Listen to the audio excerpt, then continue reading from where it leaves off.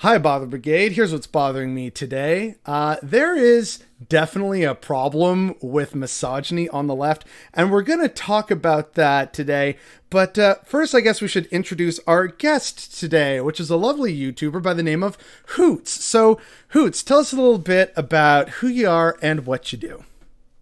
Hi, I'm Hoots. I run a YouTube channel called Little Hoot, and I'm also one third of the podcast Respect the Dead, where we don't. I guess my YouTube channel is I fall under what people call like the BreadTube umbrella. It's mostly like historical topics and media criticism, really like trying my hardest to rip off Lindsay Ellis. And that's kind of the vibe of the channel. And Respect the Dead is a podcast where we just rip on dead people who can't defend themselves. And It's also, very dead. mean-spirited. But to be fair, the people on Respect the Dead podcast absolutely deserve to be taken down a peg, even if Yeah. they're dead. They tend to be bad people like Fred Phelps and Yeah, Rob Ford. my yeah, Rob Ford. My we're recording tomorrow actually, and my fellow co-hosts who don't know this, but tomorrow I'm doing Phyllis Schlafly, Oh, I've who I've was heard that name, but I can't yeah, pinpoint she like why. led. Speaking of misogyny, she led the kind of like anti-feminist crusade against the Equal Rights Amendment. So in the U.S., Oh, gender discrimination is not protected in our Constitution. Most states have laws against gender discrimination, but we are not constitutionally uh, guaranteed gender protections. So in the 70s, there were huge campaigns that got very, very close to ratifying an Equal Rights Amendment. And Phyllis Schlafly was the main person who campaigned to put a stop to that. So I'm gonna drag her dead ass tomorrow, and I can't wait. yes. That's one of the things I do love about Respect the Dead. Like as soon as I heard about the concept, I was like, "Oh yes, this is good." And then the Queen episode came out, and it's like, "Yeah, just put that right in my veins." I love it. Hmm. It's it's Ooh, it's I it's was very so afraid I was gonna cathartic. get backlash for that. Well, I did have apparently, some friends that were like, "Do not do it. Do not do the Queen." And but then we had so many people saying, like, "Please do the Queen. Please do the Queen." When's the Queen episode coming? That we were like, you gotta. "Do an Yeah. emergency episode." Yeah. Yeah. Oh, and poor Kaylin, I saw the picture of I am going to get this editing done if it kills me. Oh, geez, Literally an that overnight. must have been just absolutely ridiculous to do, but y'all did it and it was great. Yeah. So I guess Thanks. like while we're still kind of talking about this, how did Respect the Dead come about as an idea? As you would expect from like kind of a shit post podcast, it came from kind of a shit post. Like, um, the we had like there were like a few different YouTuber group chats, and there was one where we were talking about one specific like little bit of like YouTuber drama that really doesn't matter, and someone at some point found like a web comic that made absolutely no sense. It was like that meme of the two Spider-Mans pointing at each other, Yeah. and one of them was labeled "Have some respect for the dead." And the other one was labeled, ew, a spider, gross. And like we spent hours trying to decide, like trying to figure out what it meant. And Wow. then at some point in that like conversation, I was like, Respect the Dead sounds like the name of like a podcast. And then we were like, actually, that's gonna be the name of our podcast now. We're gonna do so it kind of was like born out of the name, like Respect the Dead, a podcast where we explicitly like disrespect the dead all the time. Yeah, but it's funny, it's informative, it's vaguely horrifying, which is why the humor kind of covers up the oh wow, I didn't realize how utterly monstrous so many basically all these people are, or rather were. Um, Yeah. so There's that's something like when we're doing like video essays on YouTube, so much of the time is spent on like serious research and like looking into like really depressing topics. And not to say that it doesn't get depressing on Respect the Dead sometimes, but like the as I said, like mean-spiritedness of it and the like the kind of like mean girls cackling over like making fun of someone awful is like such a freeing element. Like I feel sometimes when I'm writing a video essay, I'm like, fuck, I don't want to do this. God damn it. But then Mood. when like, I'm excited to record an episode of Respect the Dead because there's something so like empowering and liberating about like punching up. It's very human in that kind of Yeah. emotional aspect of exacting, as you said, some kind of power or reclamation over. Ah, yeah, you know what? You can't talk back about it now. We get to Yeah. drag your ass. It's Because now you're very dead. cathartic. Yeah, like Yeah. you're dead. What are you gonna do about it? So that's the podcast. But tell us a little bit more about your channel and how that started. Because I only started. I think I followed you either just before you were eyeball zoned or like just after you were eyeball zoned. Like there was all happening a lot. There was a lot happening at that point in time, and like everyone's following each other and trying to build each other up. And then I just like, oh hey, you Yeah. got eyeball zoned for a great video. What is this video? Oh hey, I like this. This is informative, and the costume was on point. Is this something you do often? So yeah, I started watching more videos, and you even had me for, I think at least one, the Disney one. Mhm. And you know, it's just been a lovely ride watching your channel. But I don't know still to this day like how it kind of started and what motivated you to do it. Gosh, I'm not really sure either. Oh well, I okay know then. like back in the day, I used to be the kind of person like when I used Facebook where like sometimes I would write like these fucking long like essay like Facebook statuses. So there's definitely like always been that like creative impulse to like when I have feelings about a thing, to need to organize it. And a video essay, I think, is a much more like friendly medium than a very long Facebook post. Um, True. and I know like the very first video I ever made, which like got deleted because it wasn't very good. But it was about like I was trying to talk about the manosphere actually, and I think we're going to talk about that a little bit later on. So it was like kind of like a general overview about that. Um, and then, gosh, what came next? Oh, what the one that came next was it's the oldest video that's like still on my channel. And it was a video about like separating the art from the artist, Yes. following the my basically about my feelings about the Michael Jackson HBO documentary that came out a few years ago, where a couple of his victims were. Was that I the think it This got Is It very one? quickly removed. It was Escape from Neverland or Oh, that one. Okay. something like Yeah. that. Yeah. Yeah. I'm forgetting the title of it now. Because it was very quickly removed. I think pending a lawsuit. But it was kind of around my feelings about that, and then yeah, I made a couple more essays and got eyeball zoned, and now I'm trapped in the creator rat race of having to release a new video like every month and a half, something like that. Yeah, it's a rat race. Thank you, Mhm. capitalism. We're all trying to compete against each other, and the algorithm isn't helpful. Yay!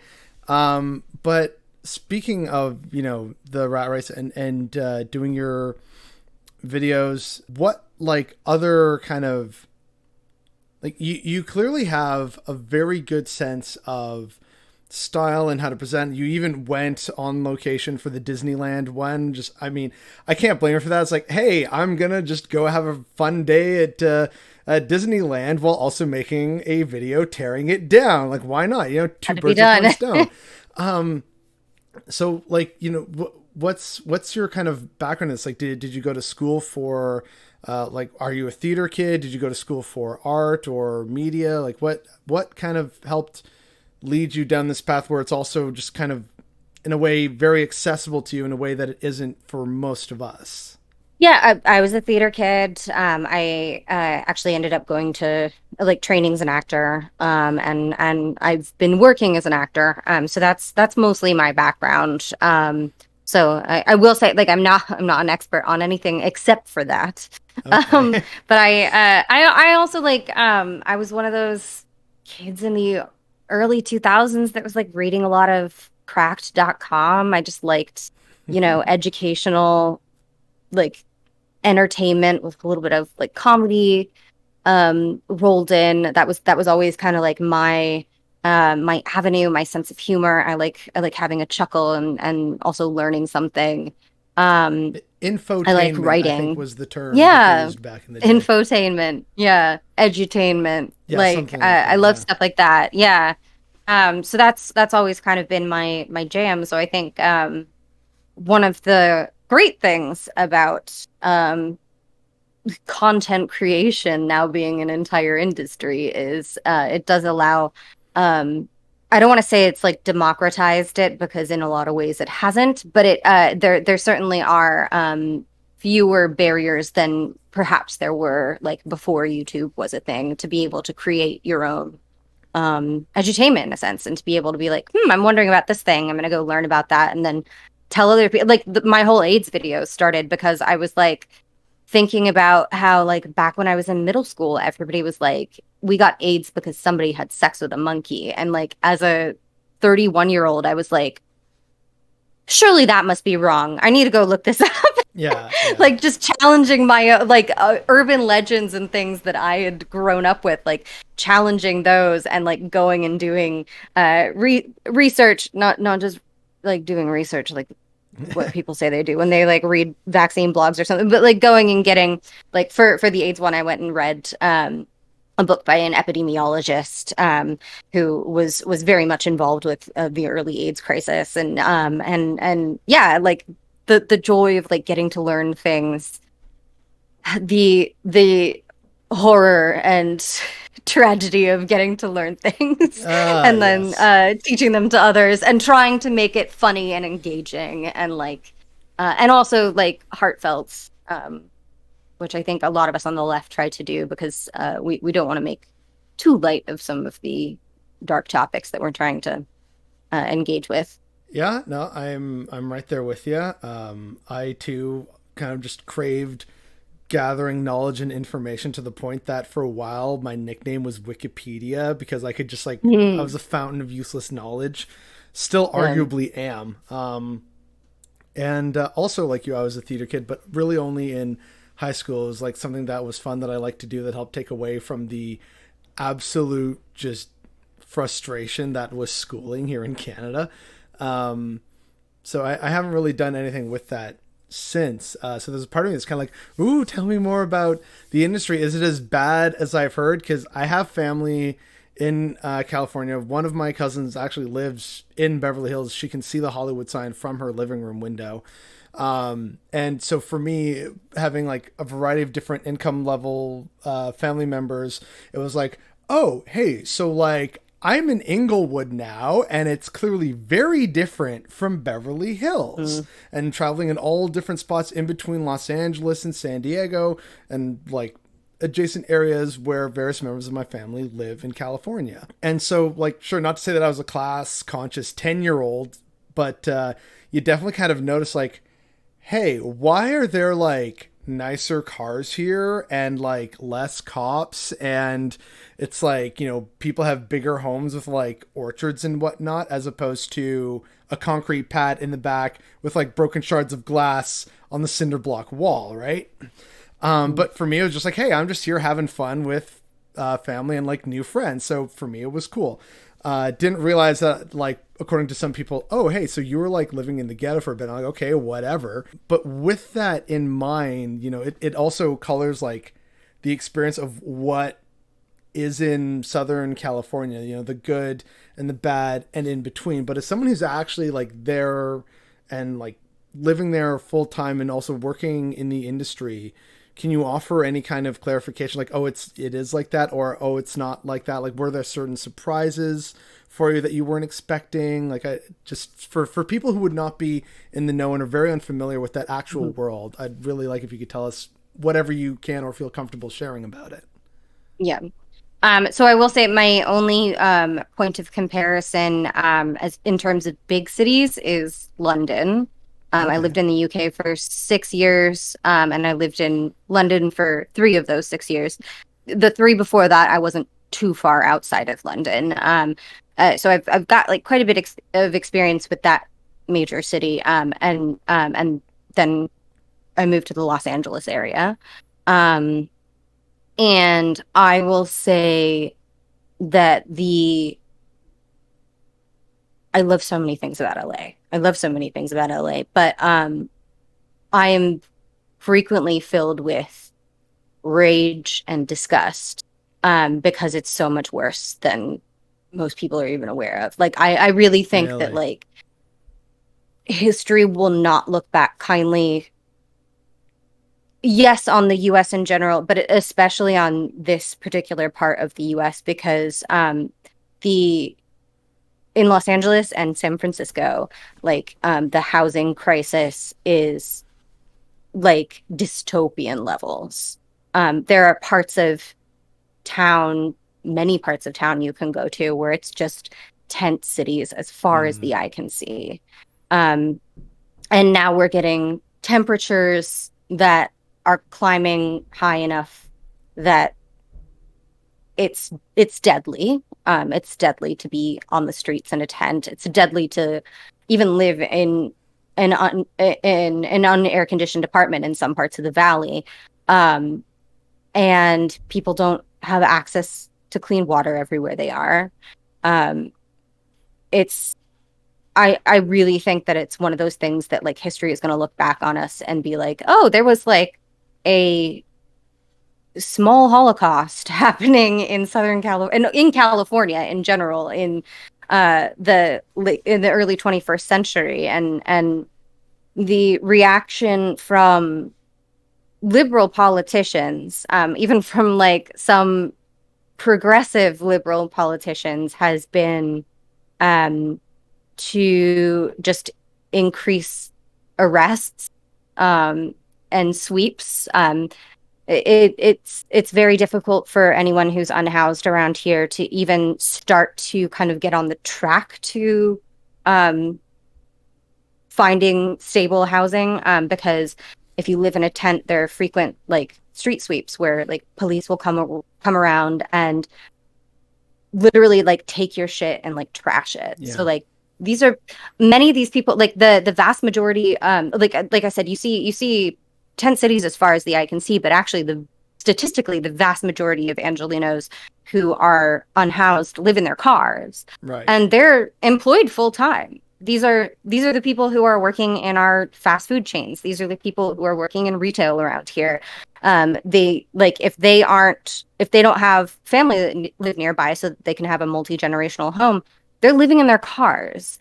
And back in like the 90s, that kind of like, oh, I'm a recent transplant to LA who has to live in their car because I'm gonna make it as an actor. That whole like Yeah. storyline was like romanticized. And that's simply not the people that are living in their cars. It's not like some like up and coming stand-up comedian from Wisconsin who's gonna make it big one day, but he's living in his car for 6 months now. No, it's people who have lived here for generations and now they just can't fucking afford to keep their homes. Because like even this tiny little studio apartment that I live in is which is like triple rent controlled because I took over a lease from someone who took over a lease from somebody else. Okay. It's just like exorbitantly expensive. It's just like people can't afford to live here. They can't afford to move because that's even more expensive. So your only option is the street. Yep. Yeah, it's unfortunately a very similar situation up here. Some of our cities are more infamous than others, but basically everywhere it's more and more unaffordable. I have a better shot of like buying my own, admittedly kind of slightly run down, but still livable, with like heating and utilities and stuff home out in the country with like a plot of land than trying to, ever own a home in a city or even a town or a suburb now anywhere in the province of Ontario. Like I'd have to move Mhm. to Sudbury for like the only affordable house, but it's like, that's Sudbury, that's Northern Ontario, that I don't know anyone there. And that's another problem touching on, why people can't move. Cause in a lot of cases, what they have in that area, whether it's, San Fran, Oakland, San Diego, Los Angeles, or any of the like various quote unquote cities in that area, that's their family, that's their support structure. They're not going to up stakes and move to, Omaha, Nebraska, because they don't know anybody there and they don't even have like a potential job prospect there in many cases, right? So it Yeah. is this huge problem. And not making it easier, you mentioned the police. LAPD seem to be in a race with NYPD about who is the most cartoonishly evil police force in the United States of America. It's absolutely ridiculous. Another thing that you touched on that kind of reminded me of something. So much of what's romanticized about the '90s, I got to experience as a kid in LA. So like you talking about, people coming to the '90s and I'm in my car and I'm gonna make it. Like I saw so much of that. It's like I had the surprise birthday party at Chuck E. Cheese. I went to the San Diego Zoo. I went to Disneyland. I went to Legoland. I went to what is it, like SeaWorld. Like I did all the things. I consumed all the music. Like, oh look, we're walking the boulevard. Look at all the famous people, stars, and everything. Right? Like, I did that whole thing that for so many people, it's like, oh, like you had like all the fun '90s toys, and you got to spend time in Cali. Like, I had that experience, and yet to hear other people talk about what it's like living there now, it's like a completely different world. Everyone can't afford, like because of inflation, grocery bills are getting higher. They're being displaced from their homes, like you pointed out. And so it's this really weird disconnect for me where, like, I know I had those lived experiences as a kid, and yet the situation for so many is still so dire. The water shortage, the wildfires, like, just like it was not in my head, like, oh, hey, natural disasters in LA or just in California in general, except for earthquakes. I remember being in like an earthquake or two.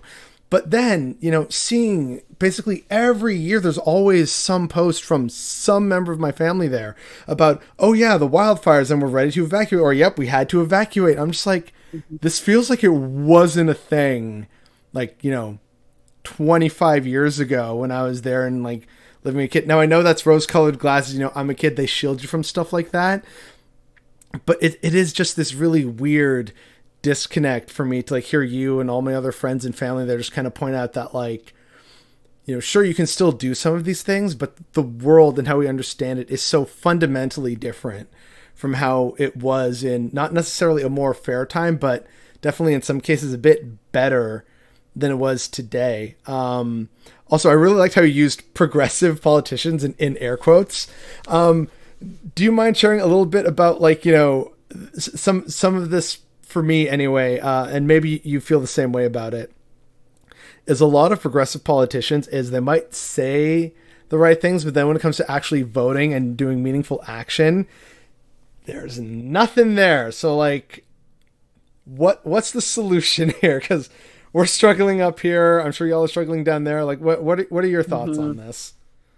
Oh God, what is the solution? I know, Um, loaded question. My bad. what is the solution?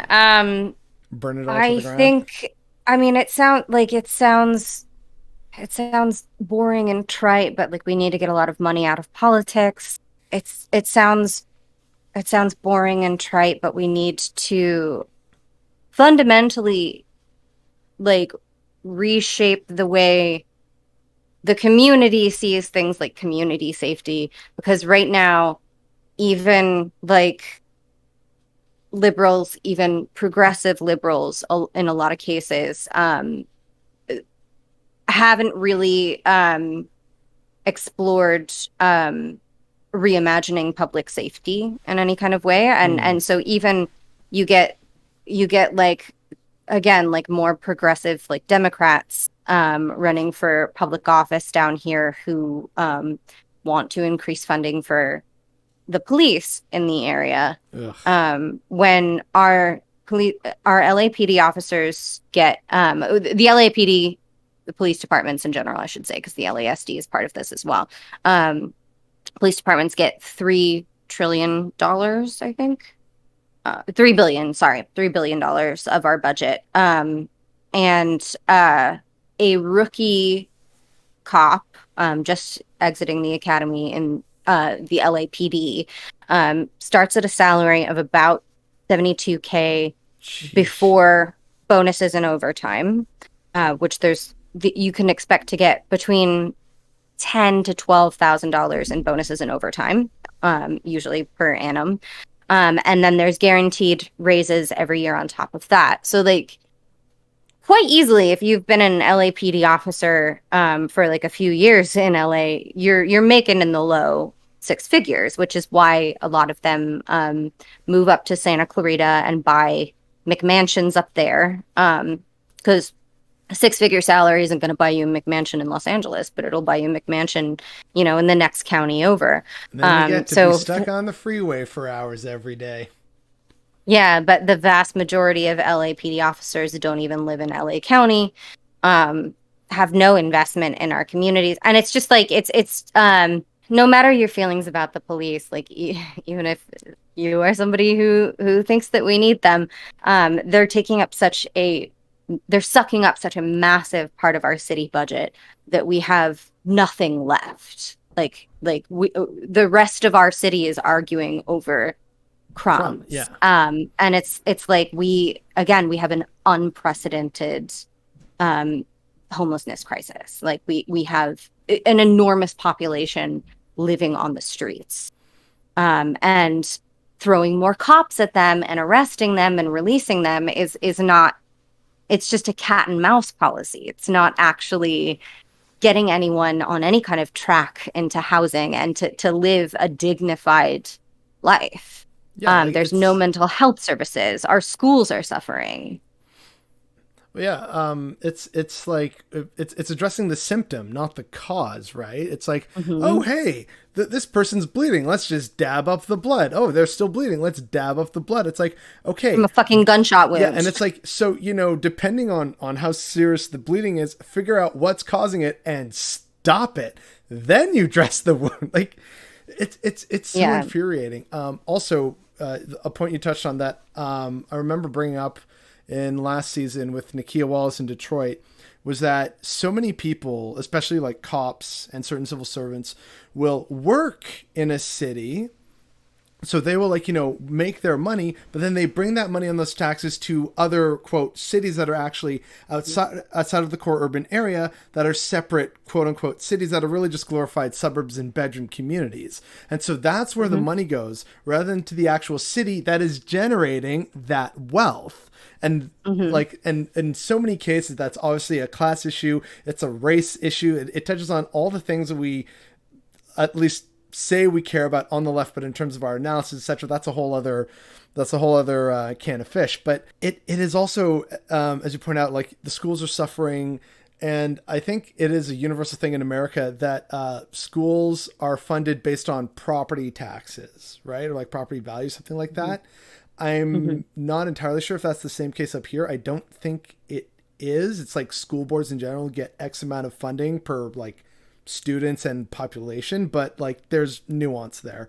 Um, and like that's just ridiculous when you think of like, oh, hey, so automatically that's going to create a split in the education system and who gets to go to a good school and who doesn't. Like it is Hmm. so infuriating. And some parts of, here in Canada and in the States, police budgets are over 50% of a municipal budget.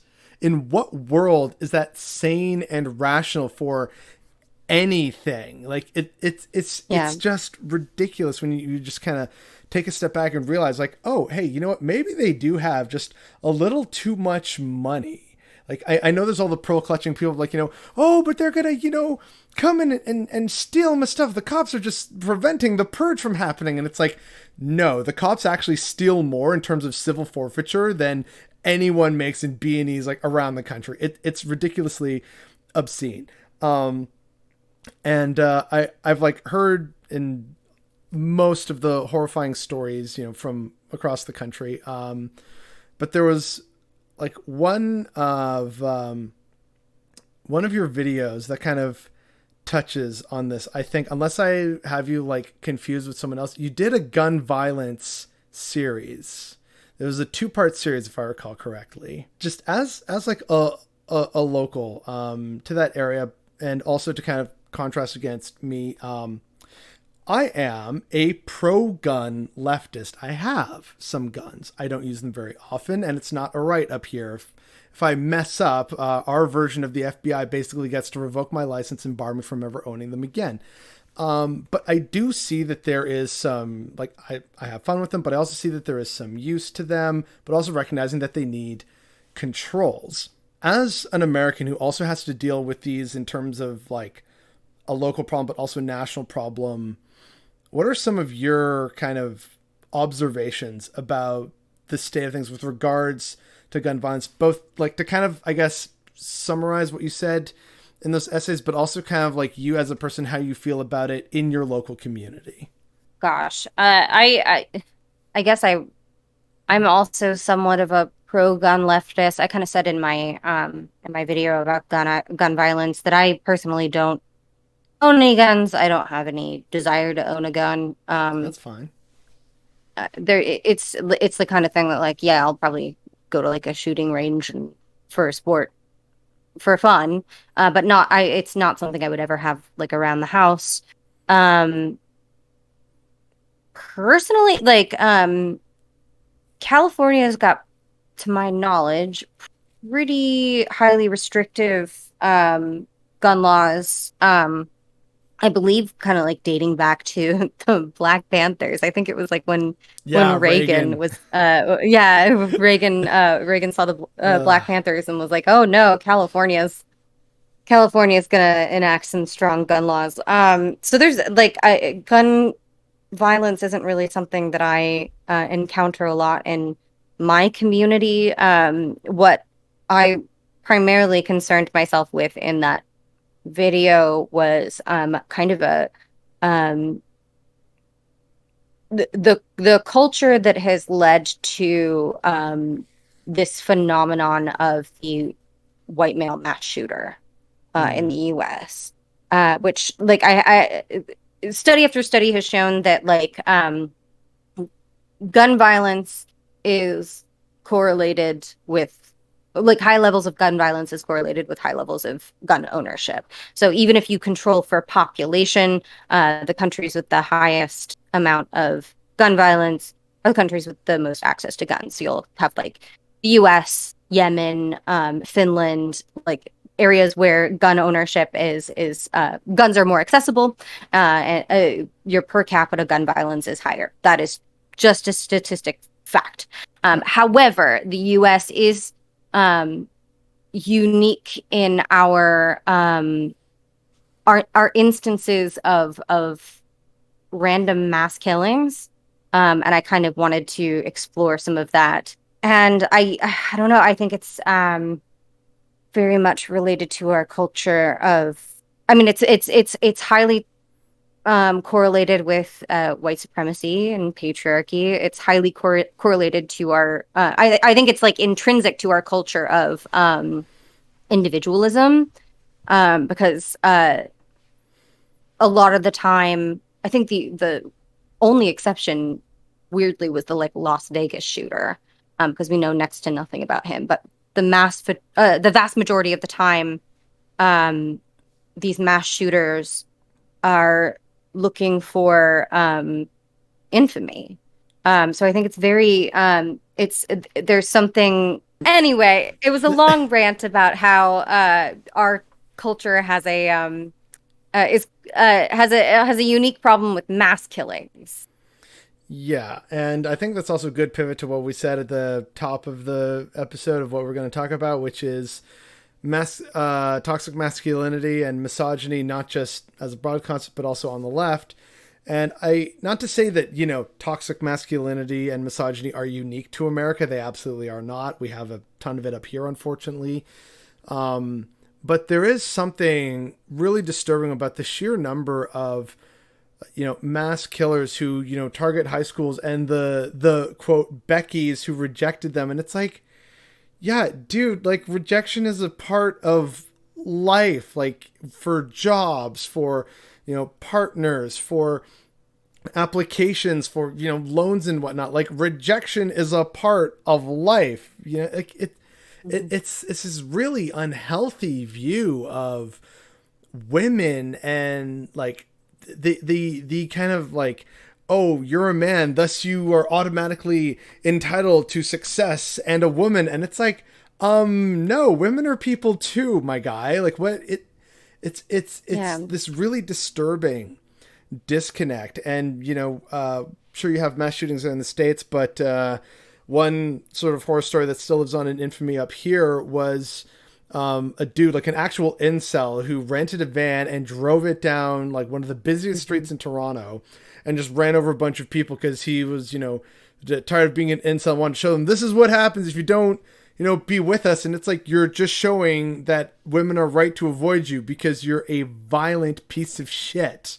Like, yeah, no wonder women don't like you, dude, beyond whatever it might be, hygiene issues. But you're just clearly showing that you're not a rational, good, kind, compassionate person. Like, it's incredibly distressing. And I don't know, what to pin it on, or like a series of things that kind of came about. But obviously, this is something that you are way more versed in, because I'm just a dude. I don't have to think about, checking the back of my car when I get into it. Like, that's not a thing I have to do. And when I found out that's a thing that most women do, that was like a, mind blowing kind of light bulb moment for me in my teen years. So yeah, like what are, go ham, give us another big old rant, because apparently Tech Troubles cut off the last one midway. The first one. I mean, one of the things that I was talking about in the first one is I think our, especially here in the US, our cultures, the reason we are particularly susceptible to mass killings is because in the US especially, but I think in all of the Anglosphere, we're a highly individualistic culture. And relating back to what you were saying about like the expectations of the man to like get a high value woman, as they say, to get the good job, to make the big money. Um, those are expectations that are set up by our highly individualistic culture. And the mass killer who leaves a manifesto and does a really shocking public series of murders is also a manifestation of our individualistic culture, because that is somebody who wants to gain infamy because he didn't gain success in the traditional means of like becoming a successful person in an individualist culture, as opposed to like more collectivist cultures. But pivoting to general misogyny, I think that We have fun that's on also this program, connected. don't Yeah, yeah. I definitely think that's kind of like I mean, misogyny is kind of like the worldwide norm, right? we? And Sadly. it has different manifestations in different cultures and different time periods. Um, but uh in the global north, I think it's this certain brand of misogyny that is linked to our uh patriarchal culture and our and very closely linked to like white supremacy. I was just about to pivot to specifically like internet misogyny and the backlash slash response to that. That kind of media diet has been born out of reacting to that. In 2014, we had like the beginnings of Gamergate, right? We Mm-hmm. had like Zoe Quinn's ex-boyfriend posted like a long screed about them on several message boards that turned into a hate campaign against them. And then that kind of merged with a backlash to the content creator, Anita Sarkeesian. And then that snowballed into what we now know as Gamergate, which I It's think about is ethics mostly in treated as game like a bit. journalism. Yeah, Yeah. it's that. It's like a Yeah. joke to all of us now because in 2016, a whole bunch of like left-leaning content creators made their names kind of making fun of like doing dunking content of these like nerds, these misogynistic nerds who were involved in Gamergate. Gamergate also like led to a lot of right-wing content creators that we still have today, like the Quartering and Milo Yiannopoulos. I guess we don't really have him today. He got pretty much canceled for good. But a lot Good of riddance. names you recognize, yeah.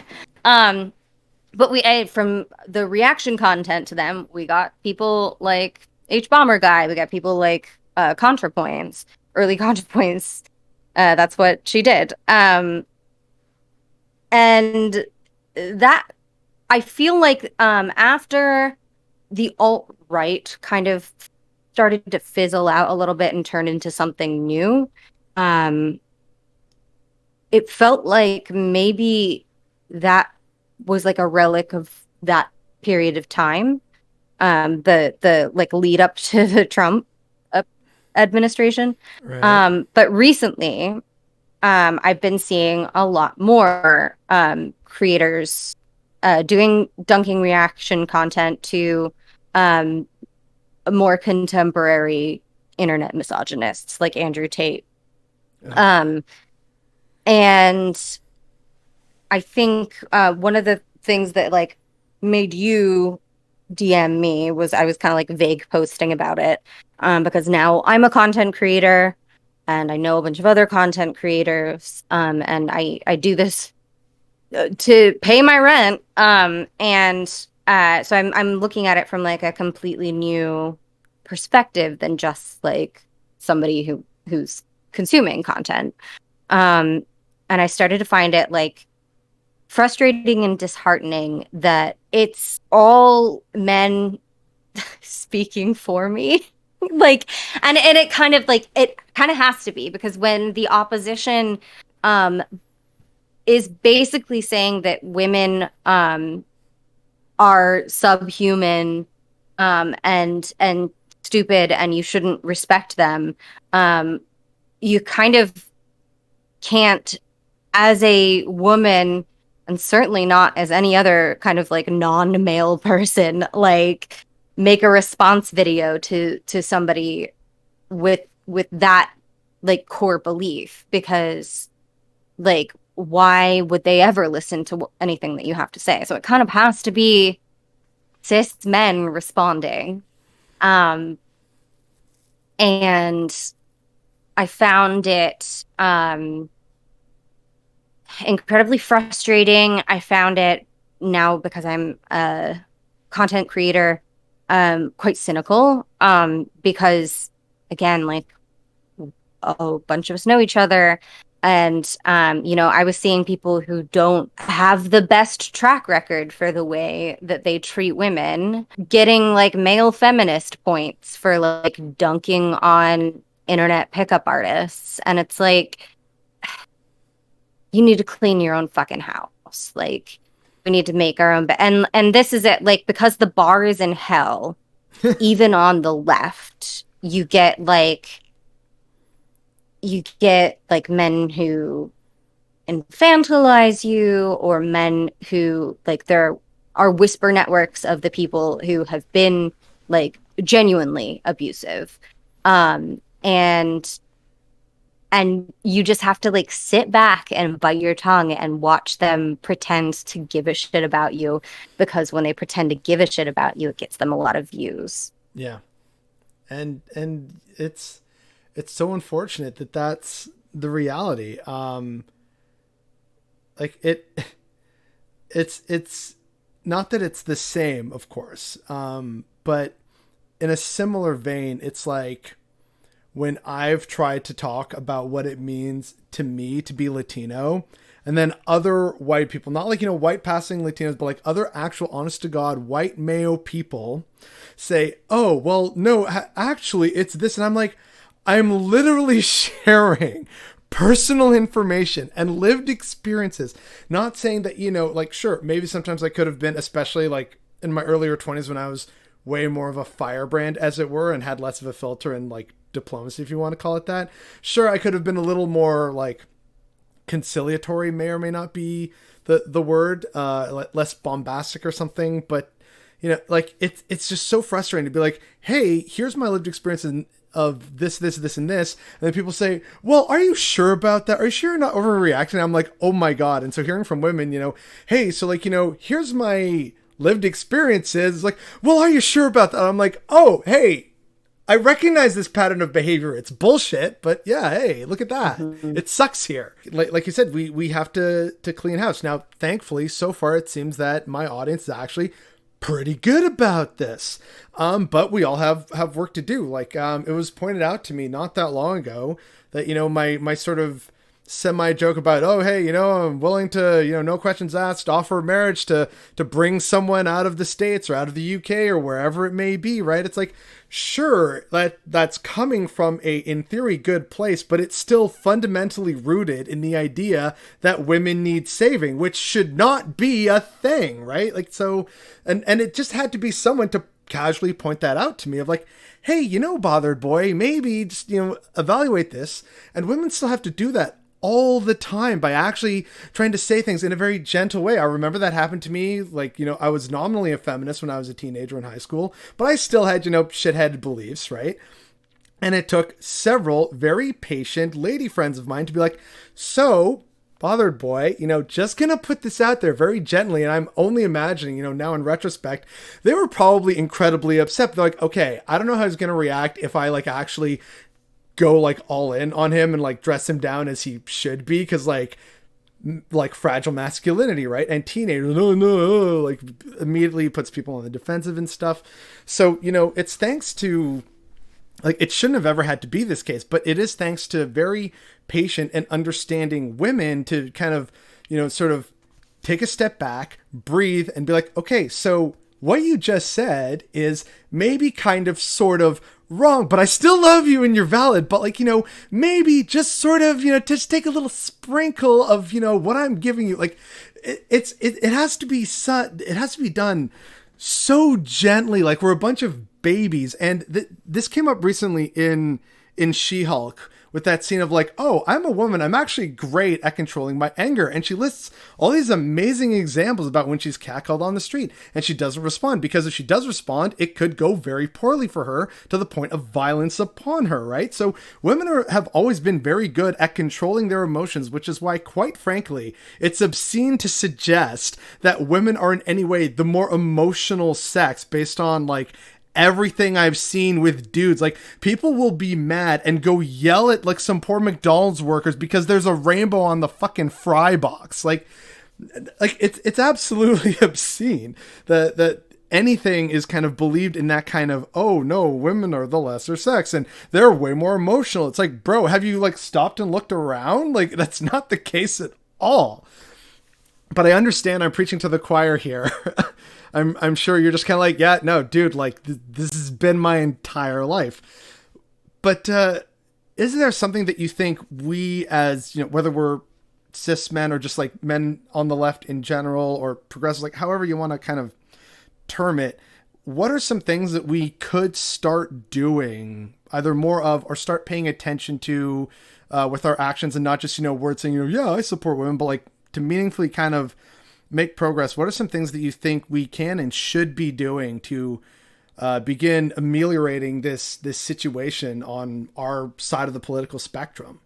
I mean, I would say if you're a leftist content creator who's going to make a video dunking on misogynists, maybe ask a woman to be involved. Like, a very simple little again, like I find this very specific thing very very frustrating. I feel like I'm Fair.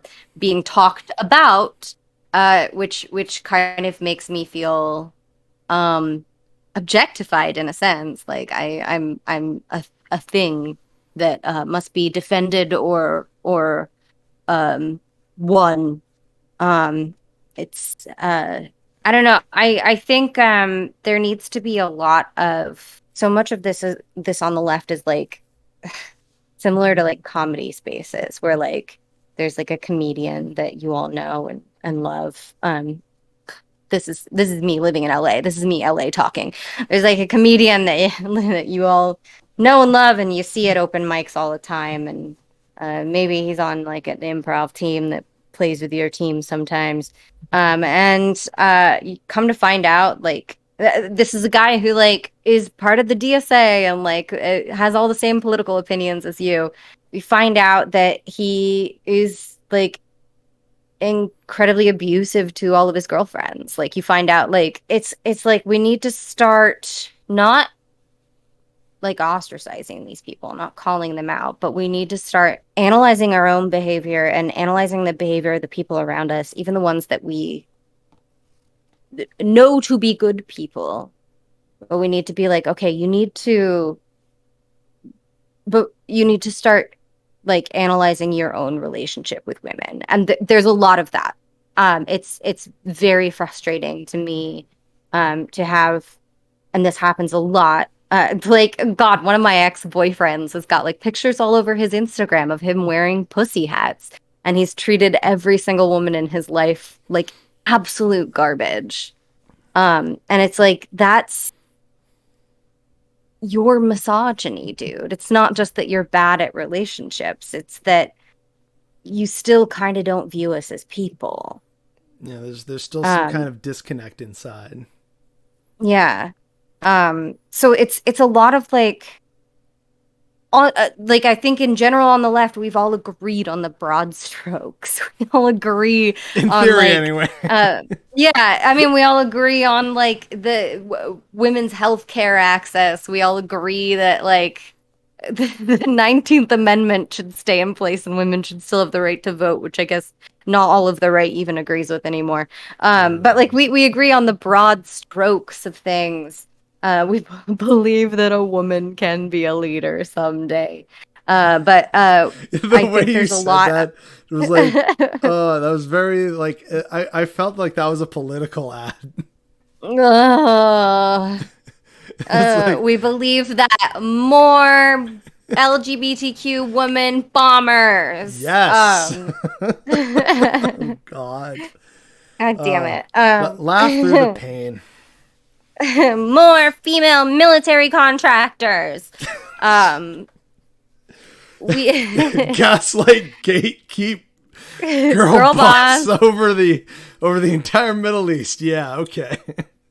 We also need to like I know not everyone on the left likes Vosh, but a big part of them do, and a big part of them still believe that misogyny is okay when it's somebody you don't like. Which, like, no. In the same way that they think it's okay to misgender trans people the second they're bad trans people. Like and that like his whole Vosh's whole shit with like his misogyny towards J.K. Rowling, that tweet ended up in my feed somehow, even though I've got him blocked. Yeah, and it's like a virus. I just like I remember looking at that and like feeling so crestfallen because I was like, we're not people. Like we're not people. We're not people. Our people card can be revoked the second we do something that they don't like. Which is it's also how like the term Karen, which initially was supposed to mean like a certain kind of white woman who weaponizes her whiteness to harm black people, now just means like any middle-aged white woman. And like a bunch of like left-leaning cis white guys on the internet are like, good, there's a certain kind of middle-aged white woman that I'm allowed to still be misogynistic toward. And it's like that's not what that is.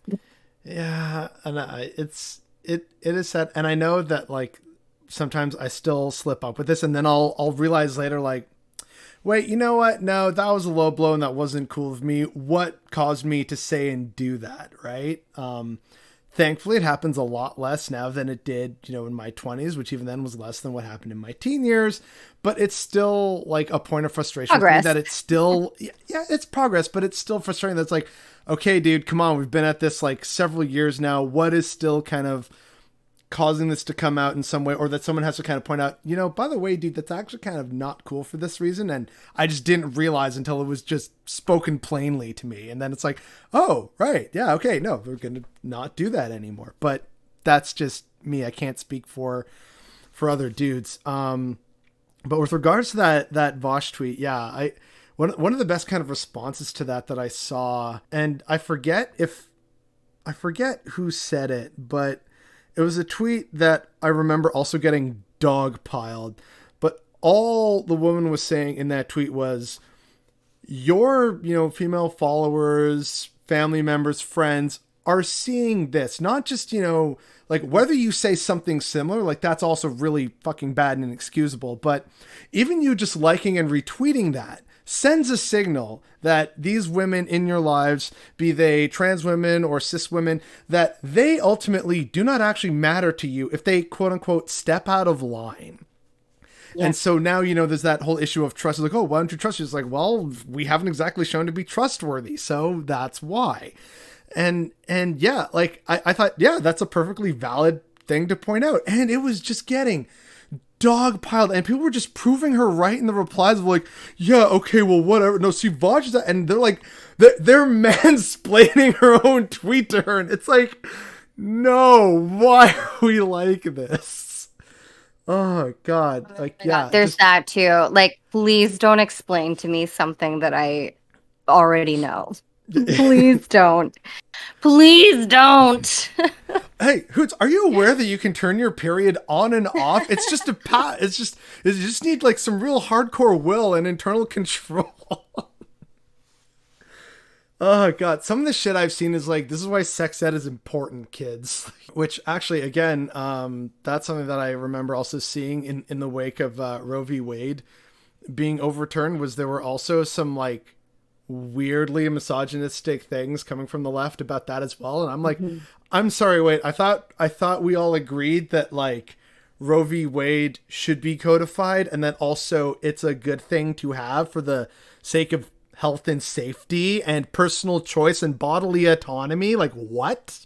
That was just really weird to suddenly see that kind of spring up out of that air quotes debate. Like that was weird. But yeah, there's still this latent like subconscious need to control like women's bodies and what they do and how they present themselves, even on the left. Yeah, like there's a debate that is unfortunately pretty common here in Canada, or at least in Quebec in Canada, which is about the hijab, or the like basically any kind of head covering. So whether it's the hijab, the niqab, the burqa, and it's the same thing over in France, right? And there are people who somehow can't seem to square away in their minds that, yes, what's currently going on right now as of recording over in Iran with the women burning their headscarves in protest, to women in Canada and in France and elsewhere fighting for the right to wear the hijab, is that it's about personal choice. It should be their choice to wear or not wear the hijab or the niqab or the burqa or whatever it may be. It should be that individual's choice. And yet, unfortunately, like, again, air quotes, well-meaning leftists or feminists will be like, yeah, no to the hijab. And it's like, maybe like let them have the freedom to decide. Maybe that's the answer here, but yeah, it still keeps coming up. And I remember this was like a debate even back when like the wars in Afghanistan and Iraq were starting. And it's like, we're still at this 20 goddamn years later of, good, bad. It's like, just let them choose. I don't like telling people what to. There's actually a politician in Calgary, the former mayor. He made big waves because he was the first Muslim mayor of Calgary, and basically just like the first kind of like significant minority mayor of any major Canadian city. And he was on during like when the debate had like rekindled in the lead up to an election.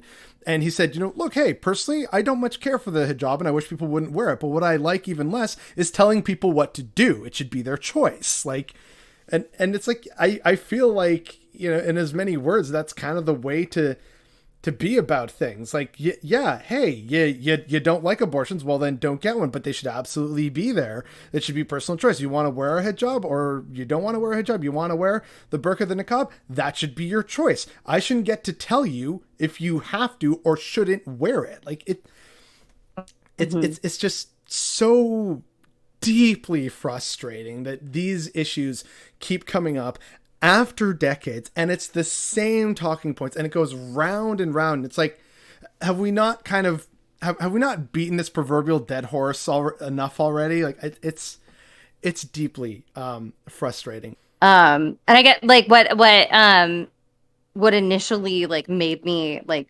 vague tweet about it is I saw like one video that was just like a collaboration of like a whole bunch of YouTube dudes that I know, like five of them, not a single woman.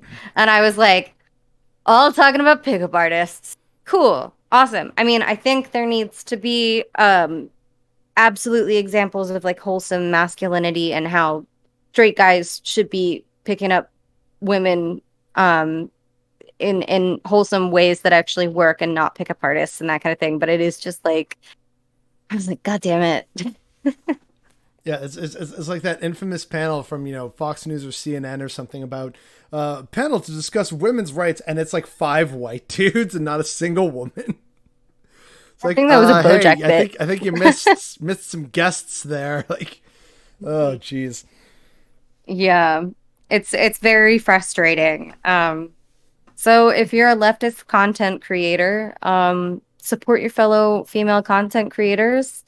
Hey, doing that right now. If you're a leftist content consumer, go watch any non-male content creator.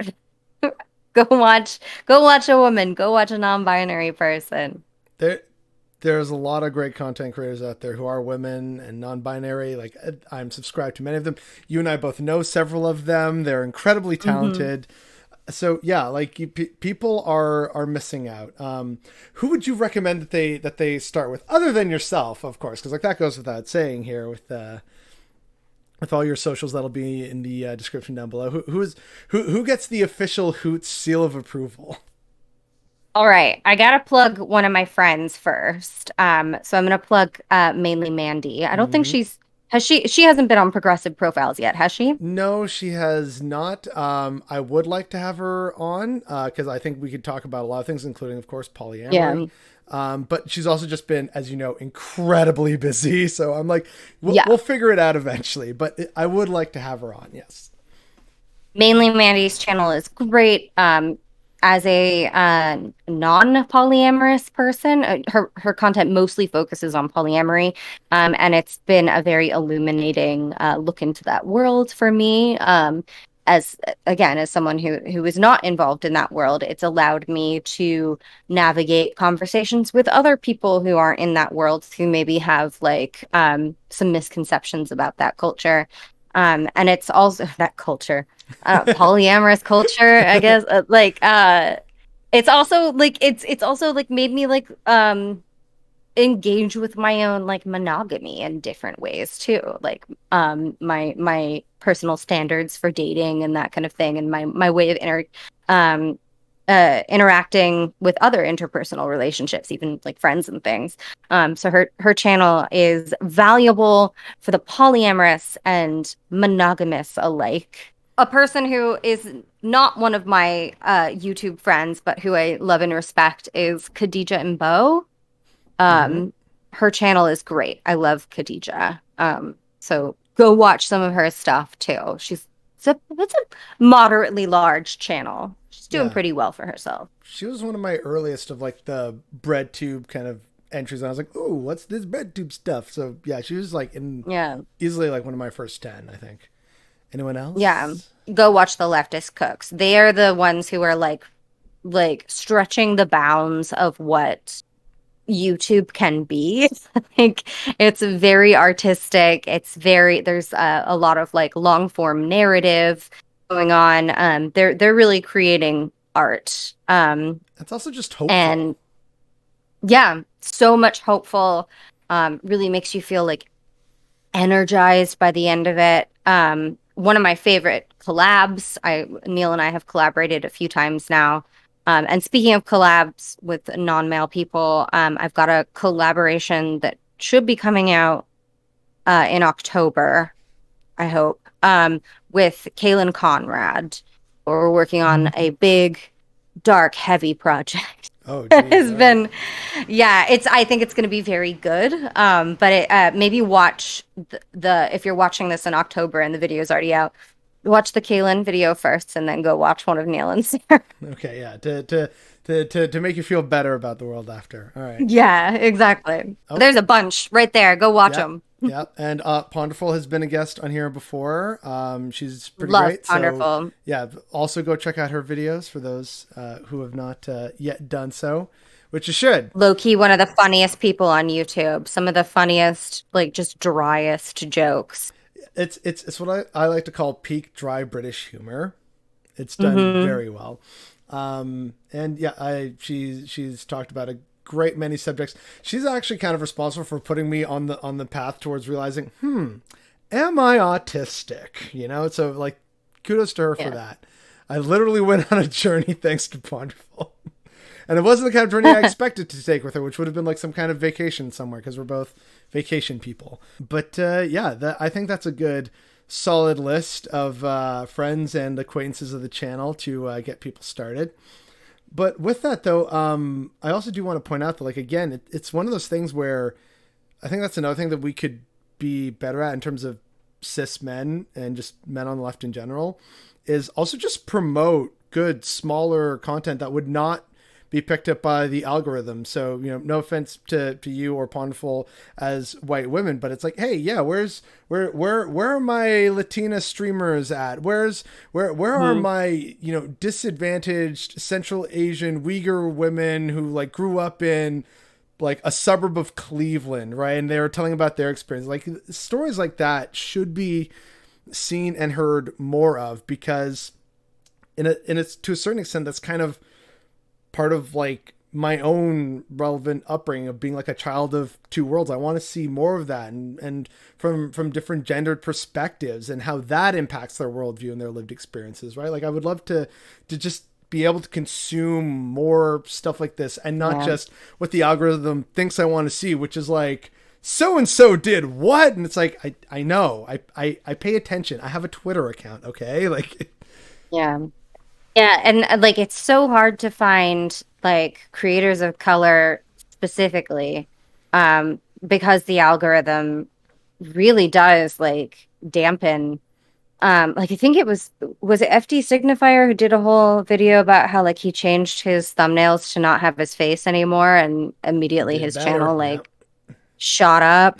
That's so depressing. So that's a thing that I know has come up in our secret little leftist group chats a lot is like trying to find more creators of color because the algorithm specifically depresses their numbers and like makes it harder to find their channels because um I mean like we found this when so like a few of us have come together to create like a stream monthly stream that will we plan on like boosting smaller channels that submit to us called F the algorithm, Mm-hmm. and a whole bunch of people, weirdly we had like a big backlash to that. A whole bunch of like viewers are like, what's your problem with the algorithm? It shows us what we want to see. It's so good. Actually, like Oh. people got mad at us that we were like mad at the algorithm, and it's like yes and no. Like it's not like somebody at YouTube entered in the like, okay, let's do the racist algorithm. Let's make sure that it depresses black people's channels. Um, it's it's it's an algorithm. Like it's an equation. And at some point in early YouTube, the software, I guess, picked up on the fact that people tend to, because of internal bias, click on white people's videos more. So now the machine has learned, oh, people don't want to see black people. Like it's yes, um it's not like an evil genius going, I'm going to make the racist machine. It's a computer learning from our viewing habits, Yeah, and it's it learned machine learned bad racism. things. Yeah, it's machine learned like internal bias, and it's like yes, the algorithm is bad a lot. It's like a lot of this is based on internal biases. Yep, and like I it is funny to me, but at the same time, like, I think that's me, quote unquote, laughing through the pain to a certain extent, is when a lot of people say I'm white and it's like, no, I'm not. And then when I actually show like proof of that, like, showing a picture of my dad, or like of cousins in like one other video, then people are like, oh, wait, what? Oh, you were white in my head. I'm like, well, I'm not, but like, and then for other people, it's like, oh, you're just pretending to be brown. It's like, bro, I did not face physical and verbal abuse and racism in my tween and teen years to just like try and pretend. Like, what? Like, no, I have unfortunately some very grim lived experiences in this regard. It's like, again, it's like kind of funny because like, oh, interesting. According to this dude, I'm absolutely white. There we go. All racism is solved, everybody. Some random YouTube commenter says I'm white. It's all good now. So like, but it is kind of this weird thing that I do see and notice sometimes, where some people will say, oh, thank you as a white person for talking about this. And then I have to mention, so no, I'm not white, which is part of why I'm talking about it. Because it's like a lot of other people would do a different kind of content, or they would try and emulate what they've seen as successful, already established somewhere else, and they want a bit of that. And so in a way, that's kind of freeing about what I do. Like, again, I have just over 4,000 subscribers, as opposed to some people where it's like, oh, we have 10,000, 25,000, 100,000, 5 million. So I know I'm very much small fry, but this isn't my job. I have like an actual job, plus now a new charity effort that's keeping most of my time. But this is something I still do on the side because it's cathartic, and like, oh, now I have a community. I do want to do stuff and still maintain that connection. Yeah. But this isn't a job. And so in that sense, for me, it's kind of freeing that I don't have to do what the algorithm demands of us, generally speaking, as content creators.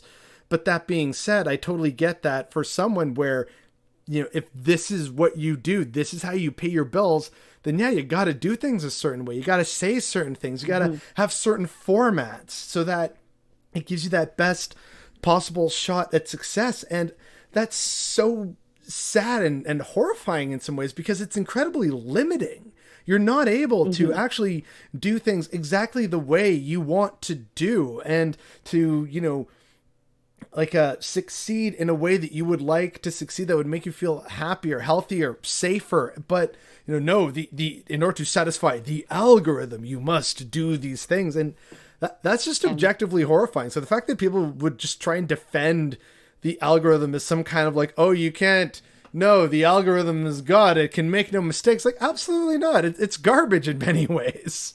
Yeah, it was very strange and very illuminating to me. I think it's just one of those things where people think it's just like an equation that shows them, oh, you like ContraPoints, you'll like H-Bomber Guy, you'll like Lindsay Ellis, and it's like, well, yeah, it kind of does that too. But have you noticed one big thing about all those people? I can't quite put my finger on it. Yeah. Which is actually why, one of the things that's happened for me, I don't know if maybe it's the same for you, but, actually being a bit more active on social media. Like, I didn't really have Twitter before doing this. Like, I had my personal one, and then I created an alt, and now my alt is my big account. Yeah, it's weird how that works sometimes, right? But, by being more active on Twitter and also a bit on Reddit, but mostly on Twitter, is I started seeing a lot of other people, whether they realize, oh, I have a big platform, so I want to platform smaller people, algorithm be damned, or just also beginning to interact with other smaller accounts saying, yeah, here's what I do. Maybe you like it, maybe you don't. Or, oh, hey, I really like this person. You should watch this. And it would just pop up on my feed. I'm like, oh, who is this person? I really like this content. I like this streamer. I like this YouTuber. I like this podcast. And so now I actually have like this good, like, I've very much curated my like Twitter TL to this point. It's not flawless, but pretty darn good. And now I have like this lovely YouTube where, yeah, I consume big channels. I consume your content. I consume various channels that are like, at or under 10,000. And They're great. They're fantastic. And like seeing, I got kind of pretty good fortunate early boost early on. And then I see like your content and Aronok's content and Ponderful's content. I'm like, this is better than mine. You should be bigger than me. What is this? And then finally, like, it got bigger. I'm like, yes, okay, all is right with the world. The imbalance has been fixed. Like, because yeah, like, and that just came about because someone that I followed was like, hey, you know, more people should watch whoever, you know, Ponderful, Aronok. Oh, Kaylin Conrad just burst onto the scene, or, you know, thoughts on it. Be like, hey, Eyeball Zone, Kaylin Conrad. Like, absolutely fantastic content. I love it. So, you know, like, just doing stuff like that, either from big channels or small channels, just, you know, shouting into the void, someone's going to hear that. And it's resulted in my opinion anyway, a way better social media experience, not just on like Twitter for interacting directly with these people or with their communities, but also just on YouTube. And now having like, oh, here's a bunch of small and large channels that make great content. But then when I, you know, go to see other lists on like Reddit or stuff, or even on Facebook, you know, someone says, hey, give me, you know, some leftists to follow. I want to, you know, broaden my horizons. And always, like, the first two people I see are Vosh and Xander Holloway. I'm like, honey, no. Like, why? So good at, like, I feel like Vosh and J.K. Rowling are just going to trend on Twitter in sequence until the end of fucking time. The heat death of the universe, yeah. Like, literally. But no, yeah, I feel like with YouTube specifically, like there is kind of like a rising tides lift all ships situation. Like people are so hungry for content that really something like one of the best ways to get more viewers on your own content is to collaborate with someone else. And that's lovely. That builds like community.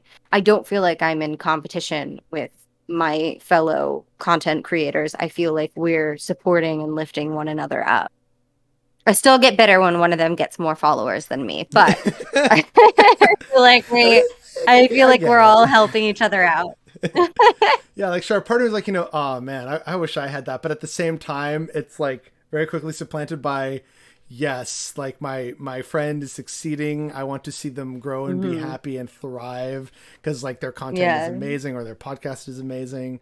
So it ultimately is a good feeling. But yeah, I'd be lying if I said there wasn't at least a little bit of a tinge of like, oh man, I want that. Like, oh, I wish, you know, I could do videos that good. Envy. Oh, like, there's always a bit of that. It's a human response. So with that though, we've kind of veered all over the place. But you know, just talking about humanity and you know, with our lovely comrades who we now have given free promotion. So give me some money in exchange. This ain't free advertising. Papa's got to eat too.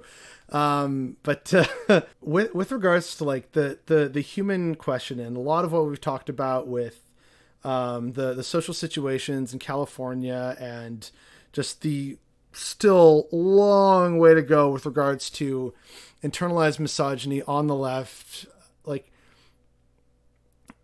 one such thing for me that always kind of I come back to is it's a human question. We ultimately, end of the day, are humans. So, you know, dunking on people or just shaming them isn't always going to be effective. For some it may be, but it's not going to be a whole societal fix. And as much as we've talked about, hey, you know, go support these people and just kind of try and actively engage in, you know, bringing different content creators on, letting women speak and letting women have the proverbial stage, as it were, that's all good. But I think that there is also, and you touched on it several times, where like these people on the right and like the Andrew Tate followers, you know, they see women as subhuman, and in many cases also see men as subhuman. So it's like, you know, if you're a soy boy cuck, they won't even listen to you. But if you're like, you know, some big buff, you know, you're bald, you got a big thick beard, and you're a buff dude, and be like, yeah, trans rights. Suddenly like, okay, well, if a buff dude is saying it, I'm gonna listen. Like, it's weird. And like, okay, so maybe they're starting to listen, but like, I feel like there should be a better, more human response or answer that could be used to some extent, in some capacity. Like there has to be something. Is there anything that you have found in your many long years of just existing as a woman in North America? You know, peace be with you. And also as a content creator, is there anything that you found to be even marginally effective that, you know, cis men like myself or just anyone in general could start saying or using or approaching in a certain way that could maybe begin to chip away at that just ugly misogynistic shell? I think the answer is just exposure and empathy. There have been a number of studies of like television that have shown that like people tend to literally like become less racist if they watch TV shows that have like core characters that are people of color. Similarly, with the LGBT community, in like the 80s and 90s when that was like more when there were more TV shows featuring like LGBT people, um, people started to become more accepting of queer people, and that kind of like started the domino effect leading to the legalization of gay rights. So I think it's literally just like listen to a woman, like be friends with them. We're people. Like Actual have friends and not have pretend and try and get into their pants. not pretend and trying to get into their pants. Like make friends with a varied group of people. Listen to and watch more videos and content, listen to more content by women, like by non-binary people, by queer people, by like by people of color. Dear God, by people of color. Um, expose yourself more. Um, and those kind of like internal biases will start to slowly unravel because they exist in all of us, right? Like we have been like brought up in a white supremacist, patriarchal, hyper capitalistic culture. So that lives in all of us, and the more that we start to see um, the people who suffer most from that system, like as people and as our colleagues, as our friends, the more we start to recognize their humanity, um, the less we are likely to treat them and in some ways believe that they are just a like kind of non-human collection of tropes, you know? I think that's the key. I really think I was reading an article today in kind of preparation for a smaller video that I'm planning on writing um, about like ethical consumerism and whether or not that's a thing. Um, and there was this like environment, I think it was an environmental scientist. I'll look it up before I actually write the video. Um, who said in regards to the environment, like carpooling to work with my friend, the impact that is going to have on climate change is honestly negligible. But what it does do is it starts to build my sense of community. Mm. And that was like a big light bulb moment for me. Because like if you start doing little small things that start to make you feel like you're building a community, you're more likely to start to think collectively and start to think about your community and start to think about getting away from that hyper individualistic culture that's all about like fuck you got mine. Mm. And I think that's important. I think that like building a sense of community with people who aren't just carbon copies of you. And I say this for myself too. I need to do this too. And it's only going to, you know, mean good things for all of us. I think that's really good. Yeah, that's I had never even really sort of considered how something like that could be seen from a community standpoint and not just a kind of baseline, nominal value of what is this accomplishing. So yeah. Yeah. Thank you for sharing a little bit of a light bulb moment. Yeah. So I just have a few last questions. They're usually the questions that we use to kind of Mm-hmm. wrap things up. As people can probably guess, we're pretty left wing. A lot of people at this point know my radicalization story, but what about you? What radicalized the actually like Little Hoot? I know your username is Little Hoot, but like what actually radicalized like young you to be like, wait a minute, capitalism sucks. Like what sort of helped spur you leftwards? I mean, yeah, I've always been like more left leaning, just as like my baseline. But I think doing this job is radicalizing, like having to go out and learn about things like learn about things like ethical consumerism, and and whether or not that exists. Is radicalizing, knowing learning that like we are in dire straits, and we aren't going to get ourselves out of this hole without radical systemic change. This that radicalization, I guess, kind of only came as a consequence of my trying to seek things out to learn them. And like I said, I was always somebody that like I liked edutainment. I liked comedy with a college education. So I was somebody who was always like hungry to learn something, even before I started doing this job. But forcing myself to read about the ills of the world and the causes of them has kind of forced my hand in that regard. Like it's this or die, you know what I mean?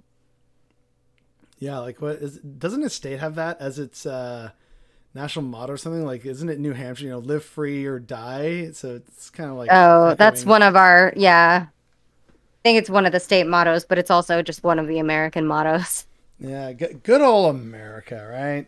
Mm-hmm. Except that's debatable. But last question though, because I do like we've talked at length about a lot of things, but we've also talked about ways that, or things that people can do to help and change things for the better. So I guess a follow up of sorts that would be, what is there that kind of gives you hope or optimism, fuel for the fire? Because this is a fight every day. So what kind of keeps you going through all of it?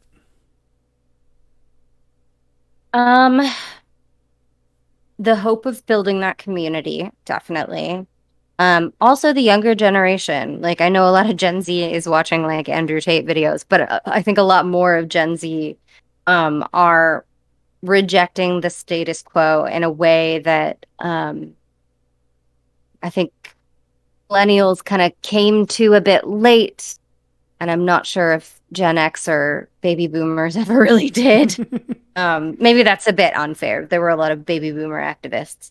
But I do feel like Gen Z's so fucking smart, right? They're so much smarter than I was when I was like in my teens and early 20s.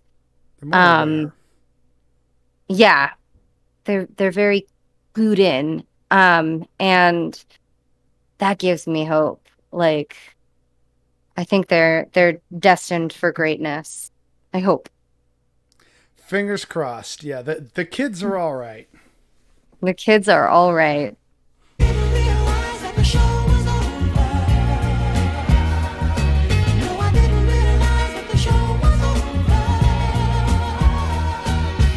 Hi, Bob the Brigade. Thank you once again for tuning into another episode of Progressive Profiles. I hope you had a ton of fun watching Hoots and I go back and forth on all these very unfortunate but very important topics. Let us know what your thoughts were in the comment section down below. What was your favorite section? Maybe something you learned about it. Please, I'd love to know people's thoughts about it. But before we go any further, I also want to mention that this show is not possible without people's support on Patreon, which you will find a link to it in the description down below. And yeah, you know, maybe you want to come over and see some extras, some behind the scenes stuff like that.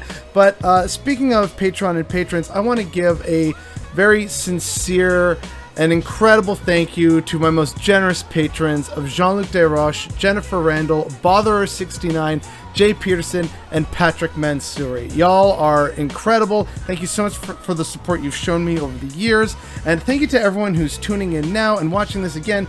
Go support Hoots' channel. She was also recently kicked off of Twitter by Elon Musk himself personally. So go show her some love, and go show all the other content creators that we brought up some love. Just, you know, spread some real love and support. And that's how we're all going to get through this together. But the fact that we still have very serious issues of misogyny on the left is definitely what's bothering me today.